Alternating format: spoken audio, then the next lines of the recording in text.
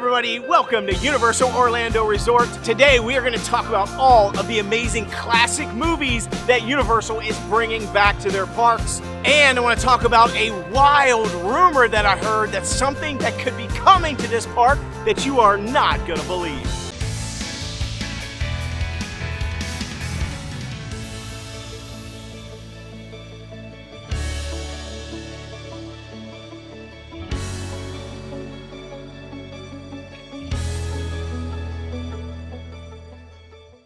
All right, let's go. We are headed into Universal Studios, and this is going to be a great episode today. I cannot wait to talk about all the cool things that are coming to this particular park, especially when it comes to classic movies.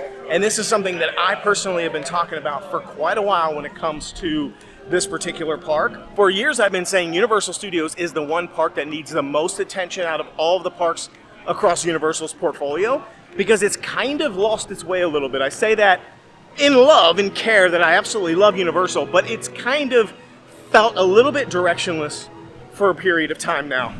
Lots of sort of like random one-off things that just keep getting added or replaced or upgraded or removed. And I feel like it needs some sort of, it needs something back, something it can hinge everything on. Islands of Adventure has its theming around the individual islands that it has, all these different unique IPs. Epic Universe obviously is a very modern theme park that also has all these different portals that enter into different IPs. Universal Studios just feels kind of like a cluster. And I've been saying for a while that I think where Universal Studios needs to go is they need to go back to the classic Universal, classic IP type movies. Movies like Jaws, E.T., Back to the Future, Ghostbusters, very recognizable and very loved franchises. That whole concept around the movies, Universal Studios, think about what Universal Studios was founded to be. Universal Pictures, it's all about movie, films, TV, ride the movies. That's what it was all about. And they've just kind of walked away from that a little bit when it comes to this park, and I'd love to see it come back. So today we're going to talk a little bit about what we're hearing, what we're seeing, and talk a little bit about how it looks like Universal is highly considering trying to bring that back into this park and make that be its thing. So the very first thing I want to do now that we're here is I want to go through the Summer Tribute Store. This is the Steven Spielberg blockbuster films. Leading with Day of Disclosure, which I've heard mixed reviews on, but it's got a lot of other Spielberg things in here that I want to check out, and it sounds like it's going to be awesome. Let's go. Let's head on inside. I'm hoping to see some really cool things in here. This looks pretty. This sounds like it's going to be pretty exciting. And right off the bat, boom, we've got Jaws.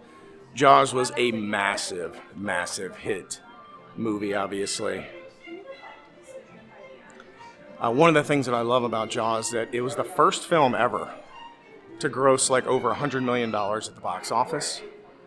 This is kind of like what I would recall. I would kind of refer to this as like one of the first blockbusters in history. And one of the most iconic things about Jaws that's actually interesting to me that I love, that I think a lot of people know at this point, but not everybody. Oh, look at all this. You've got Amity Police over here. Ooh, this is going to be cool.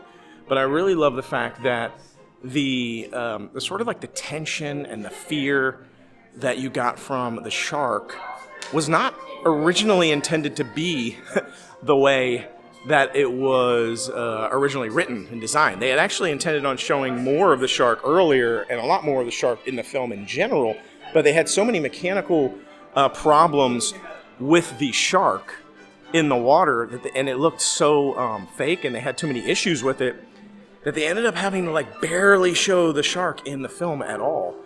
And that ended up actually making the film scarier and more intense than it was would have been otherwise. And that really became a thing that a lot of other filmmakers did in their films. They started not showing the monster, or only showing like little peeks of the monster or whatever it was, the horror film, until way later in the actual movie. I just love how everything in here is original from the film. This is so freaking cool. I ain't gonna lie. Original script, original shark mandible. Look at Quinn back there. Oh, you can see the shot. Like, this is the shot from the film, where the camera was pointed through this shark mouth right here. And this must have been what they used. Wow. Handwritten notes on these scripts here. What? This is insane. E.T. the Extraterrestrial. This is awesome. Wow, these are original film props. This is the original film prop, Speak and Spell. What? And the coffee can transmitter. What? This is cool. There's some of the original products that they made for this. E.T. animatronic arm. Original special effect. What? E.T. phone. Oh no, actually it's E.T. home phone. This is just too cool. So far I'm already feeling like this is the best tribute store that's ever been. Oh, look at this up here. That's crazy cool. She said these are all the original bikes from the film. The original bikes from the film. And then the only thing that's a replica is the E.T. basket up there, the little milk crate thing up there with E.T. She said that is insured for $5 million. And that this is the first time any of this has ever been on display. That Steven Spielberg himself has lended Universal these props. Okay, I want to come back into this room, but before I do, we gotta go to the next room and find out what we got in here. And it looks like Jurassic Park. Oh, I can hear the music! Okay, the Jurassic Park area is really freaking cool, I'm not gonna lie. I am like super amped to be in that room. There are so many props from the original movies. You've got clothing that Jeff Goldblum wore. You've got John Hammond's original cane prop used with a little piece of amber in it. Like, there's so many cool props, and there's even like the original art department, like creations for like the Velociraptor and all the different dinosaurs. Like, this is really cool. You also have one of the outfits that Ellie wore in the film. I mean, come on. I'm like I'm literally geeking out right now over all these cool like movie props. Like, this is legitimate movie prop stuff. This isn't like recreations. All right, now I haven't seen Disclosure Day yet, but I said earlier, I've heard mixed things about it. Some people are saying it was boring and stupid. Some people said it was good. I don't know. I really love Emily Blunt. I think she's awesome, and I'm gonna probably see the movie here soon. And now I get to see that, hey, I actually get to see an outfit that Emily Blunt wore in the film. Which is really cool. I'm not sure why it looks like ultra pink here and ultra red there, but unless it's a different dress. But it does say it is original costume worn, so maybe there's some sort of weird coloring thing going on there. But another costume, another piece of clothing worn, which you can see right here. All right, moving now into the next room, which looks like merchandise for all the stuff that was in the tribute. I see Jaws. I see Jurassic Park. I'm going to assume some E.T. stuff in here. Yeah, I see E.T. One of the things that I've noticed from the recent tribute stores that they've been doing, they haven't really done snacks in here, in these lately, which is kind of a letdown. I'm always looking for like all the cool like snacks and treats and stuff you can get in the tribute stores, but the last couple they haven't had any. So, I mean, they do have some of the snacks and stuff in some of the other like stores outside. But they don't have any in the store, so. But that's okay though, because this tribute store is awesome regardless of snacks. Okay, we're gonna now move over to the Jaws section, but before we do, on our way over, I just want to talk the tribute store. To me, that tribute store, 10 out of 10. Well, I'd say 9 out of 10 because of no snacks. But with snacks, 10 out of 10. Without, 9 out of 10. But that is just the coolest thing ever. I mean, like, legitimately so cool. I absolutely loved it. So, let me know your thoughts. I'd love to hear from you down in the comments. So let's head on over to now the Jaws 50th anniversary, because I am pumped to see that. Oh man, I know they had some of this stuff last year and everything for the Jaws, but this just is so cool. I would be down for them to bring Jaws, Amity Island back. Like, I ain't gonna lie. Check this out. I mean, this is like, it's probably just a recreation, but it looks exactly like the Jeep truck or Chevy truck that was used in the film. Chief Brody's truck. I don't know, it's just cool. You got Quint's Bait Shop up here. What is all this, boat? This is freaking cool. Man, there's some more photo opportunities. We got to go back. I got to check them out. This is going to be cool stuff. We're gonna need a bigger boat. No way. Check this out. This is the old Ellie Jane from the Jaws attraction. I ain't gonna lie. Bring it back. I love the Jaws ride. But they got this little... Ooh, I always wanted to be the captain of this thing. I always wanted to be the captain of this adventure. Does it move? It does. I bet these are like some of the original like controls. It's probably exactly what they look like. Yeah, we're turning even though it's not doing anything because it's all automated, but it looks cool. Like, come on, man. They're really doing it up this year. I mean, this is cool. Okay, as you can see, classic Universal, classic films, classic pictures, all over this place now. Like, consistently all over this. Tribute store, time and time again, they keep bringing back E.T., King Kong, you know, Jurassic Park, Back to the Future, Ghostbusters, all these IPs just keep coming right back. And now I am hearing a rumor, and I've heard this from multiple people inside Universal that have told me and talked to me a little bit about something you're not going to believe could be coming back to Universal. And that is none other than a Jaws ride. I kid you not, a potential Jaws attraction coming back to this park. And the placement of it, the location that they're thinking, is the Simpsons area replacement. And we do know that the Simpsons area replacement was originally, we believe, to be earmarked for the Pokemon franchise.